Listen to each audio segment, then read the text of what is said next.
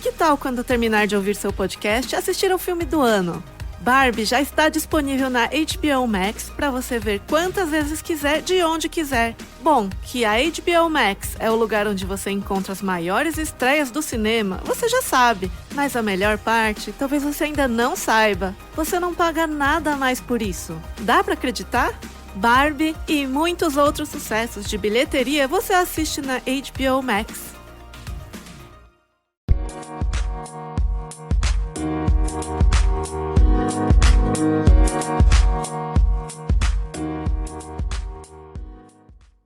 Alright, what's up guys? Welcome to another episode of the TMossBoss Show, and welcome to another edition of Advice from a Content Creator. Yes, once again I will be talking on hate, giving out advice to people out there that deals with hate. I feel like you can't really say anything to a hater to change their mind on why they're hating on somebody. Once when they have their mind made up that they hate a person, it's only, at the end of the day, it's only up to them to change their mind. So, they themselves will have to change it, but any outside parties, you can't really convince a person, and that's the thing, there's, two different types of haters out there. There's, the person that leaves the initial comment about you, or, a video or whatever. There's them, and then there's the fans of that content creator. And, the fans of that content creator, there's, no sitting down and talking with them. And then there's the person that makes the video or comments about you, where it's, they're the reason why you have, a whole, hate train after you in the first place. It's a 50-50 chance, of trying to convince them, but you'll have to, sit down and have a conversation with them. But sometimes, conversations is just really out the question. That's one of the things with me. I never reach out to the people that have made hate videos about me, because I'm regardless of who it is, whether it's the fans or it's the, the head leader themselves, I care less to talking with them and having a conversation with them. I'm at the end of the day, I'm that's wasting my time. I would rather, make a video, make some, something out of it, show off, the skills that I have. And I'm I don't need a script. I don't need, no planned out video. I'm sitting here doing this, this podcast episode. I'm sitting here doing this with no notebook in front of me, no notes, nothing. I'm just talking off of the top of my dome. So, at the end of the day, I'm I feel like this is the one thing that they can't stop me from doing is being myself. And that's probably what triggers a lot of my haters, because they don't like me. They don't like who I am. They don't like what I represent. When it comes to content creators, and that's overall being yourself. Don't listen to criticism, don't listen to hate, because that's just gonna slow you down. And I'll admit, no, my haters, they definitely their prayers have been answered. I've been slowed down from bothering, being bothered with them, trying to argue back and forth and a bunch of other stuff. But when you sit down and take the time to really focus on yourself, and that's why I've said in previous, episodes, but when you sit down and take the time to focus on yourself, what a hater says doesn't matter. They can say some of the most downright disrespectful. See, here's the thing. I'm a black content creator. So obviously they're going to go after the one thing that they can obviously see about me, and that's one of the only jokes that they really can't crack about me, or the only, quote unquote hurtful stuff that they can say about me is the color of my skin. I've been on YouTube. Well, I've been taking YouTube seriously for 6 years. Next July, next April, I think that's when I created my gaming channel, because that's when I started, taking YouTube seriously. But yeah, next April will be 7 years when I've been really just going at it with YouTube and stuff. And ever since then, I had to say, well, more so when I had created or started doing reaction videos, that's when I started experiencing racism. Because at the time being, when reaction videos was at its peak and was at its prime, I feel reaction videos is just its own thing now. It's like a gaming videos or makeup tutorials. It's, it's not famous, but at the same time, it's not like a small idea. Like literally everybody does reaction videos, from the biggest content creators to the smallest content creators. But I remember when in 2015, when it was like at its peak and everybody, was on that wave, whether they loved it or hated it. The one thing that everybody would do, like if they hated it, and they would go after black content creators that was doing reaction videos. You can ask any black content creator out there that was doing reaction videos between the years of 2015 and 2016. Did you get racist comments?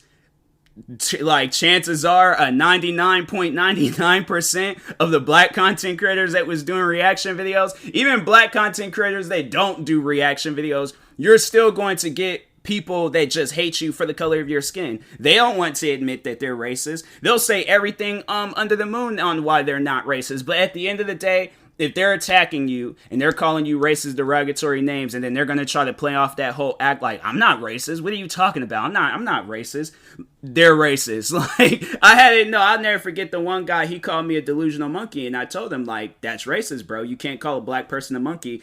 And that's one of the dumb things that haters will say to like try to manipulate. That here's the thing. Here's what I'm going to tell you right now about haters. Do not believe any excuses, anything that they try to tell you. Because it's all just, it's jokes. It's trolling. It's lies. It's whatever you want to call it. But you can't see any positivity in what a hater says about you, or something to defend themselves on the actions that they're doing across, like, your platforms on whatever you're on and stuff. But I called him out for being a racist. He tried telling me that he's not racist because he has black friends. And I'm like, I could care less about your black friends. Right now, you're saying something to me that is literally racism. Like, that is racism. You calling a black person a monkey, you'd be like, oh, well, because I have black friends, like, oh, I'm in the clear. No. Like, you're still racist, whether you're saying it, like, and the fact is that you're saying it to your friends. Like, my thing is this. I think a lot of people don't understand that when they say, like, oh, I have black friends, so it's okay, like, they're cool with it and stuff. No, that's making them uncomfortable, and they think that you're probably some crazy psychopath when you're going in their face saying some racist stuff to them. Like, I'm saying, like, if there was a white person that I knew that was just openly saying, like, the N-word or any other racist derogatory, I'm looking at this person, I'm going to check them, of course, but I'm going to be looking at them like, okay, so this person may be a psychopath, and, like, people getting angry at them might trigger, like, that murdering part of their brain, and then they're gonna try to kill me. So I'll probably approach them and be like, hey, just saying, that's racist. Like, you can't, just go. And yeah, my thing is this. Watch this TV. I'm pretty sure a lot of people know of that TV show, but watch this TV show called Atlanta. I think it's the first episode. And the main star of the show, I'm pretty sure everybody knows who the main star of the show is, Donald Glover, aka Childish Gambino. But yeah, he has his own TV show for those that don't know. But there was a scene in that show where it was a friend of his, well, former friend, ex-friend of his, and he was just dropping the N-word just left and right, like it was no big deal.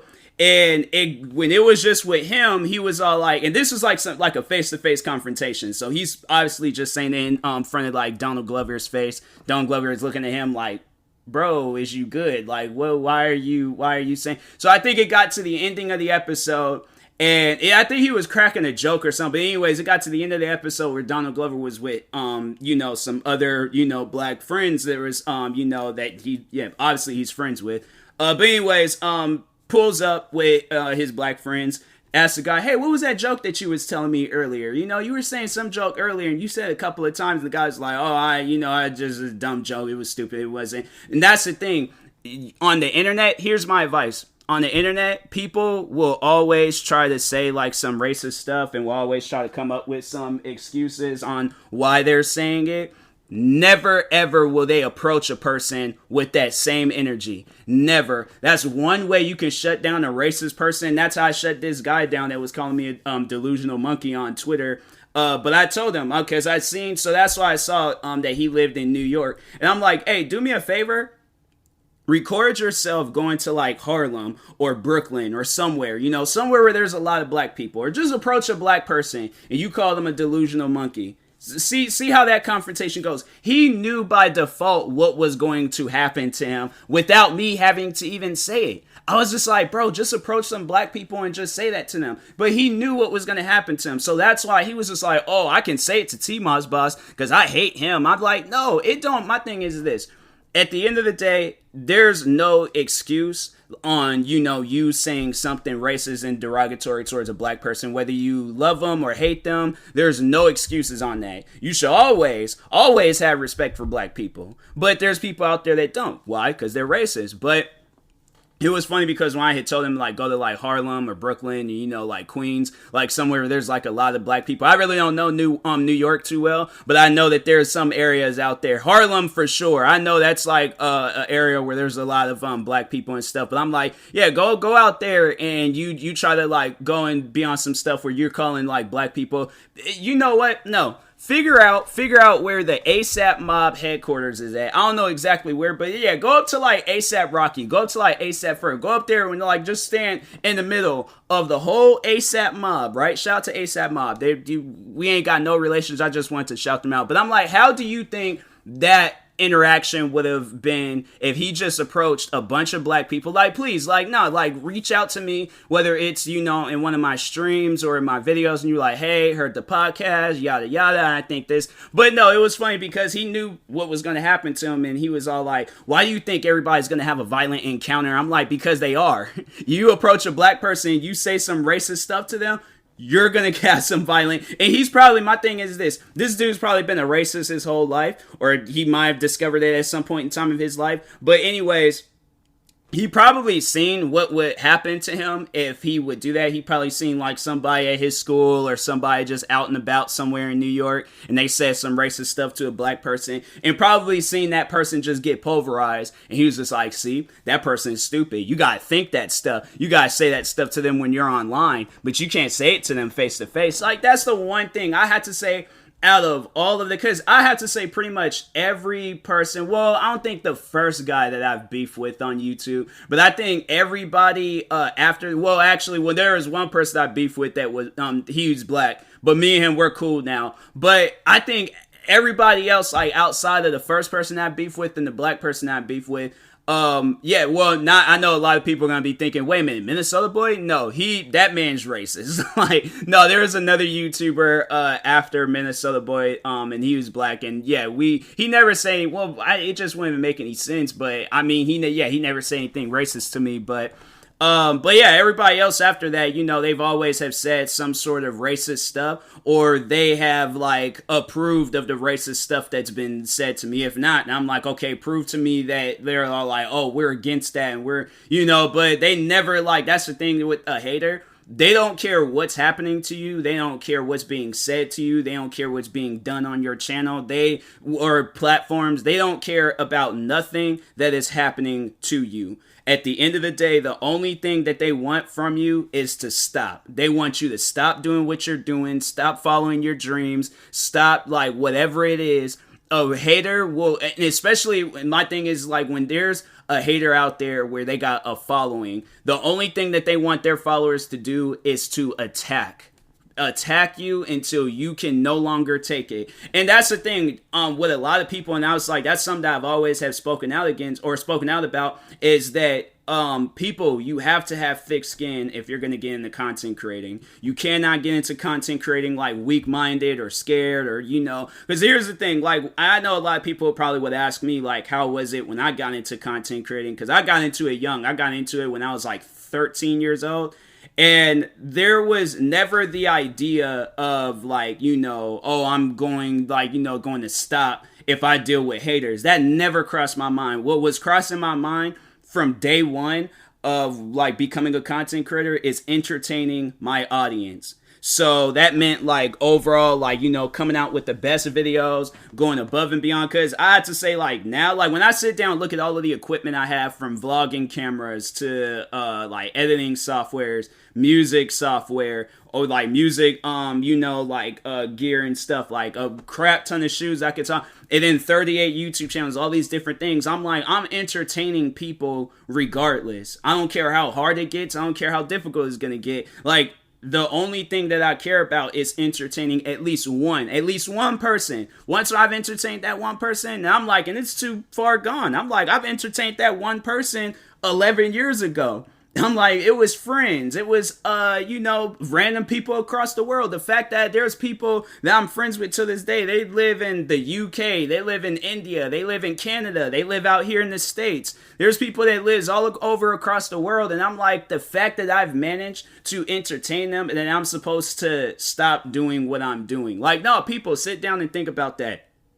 You posted your first video, whether it's a vlog, whether it's whatever it is, you posted your first video, you gained that one subscriber, you've gained that one fan, you got that first like. I'm saying, like, my thing is this, even if you have like the first interaction that you have with somebody, and it's like, a hater that's all like, oh, I hate this video, you should stop, don't post any more videos, this is stupid, yada yada, blah blah blah, like, okay. That's it. Like, that's, okay, I obviously, or my thing is this, if you want to continue doing what you're doing, do that. At the end of the day, YouTube has always been about broadcasting yourself and being yourself. So, if you decide you want to continue going on and doing whatever it was that attracted that hater, because but you have to be in that mindset where you're like, oh, well, you know what? That's just one person. I know there's going to be somebody out there that's entertained by my content. Keep searching for that one person. Doesn't matter how long it'll take, you're going to eventually find that one person that is entertained by your content. Because I'm saying, you got some of the most cringiest people. Look at the Island Boy guys. I'm like, because my thing is, like, when they came out, I was just like, nah. I'm like, I know they're not talking about, like, no, like an actual, like, you guys came from, like, Staten Island, Rhode Island, maybe there, but you, like, no, like, island, like, some, like, like the, the Caribbeans or Hawaii, I don't know, but you ain't came from no island. Like, there's them different type, them like state, like the United States, like them type of islands, like I said, like, Rhode Island, some place like that. But you definitely ain't came from no island. Like, I'm on some like haha Davis type. Like, when you say it twice, then you know what I'm talking about. But anyways, but no, I'm saying, like, look at those guys. Like, those guys, they came out with probably one of the most cringiest songs this year. But look at them. They probably will. Nah, they got booed at a concert not too long ago. But I'm pretty sure there's people that's following them, and because they like them, they're all like, oh no, these guys is entertaining and stuff. That's the thing. You never know what's going to entertain the person. So I'm saying, like, bring yourself or bring characters, bring whatever you want to bring to content creating.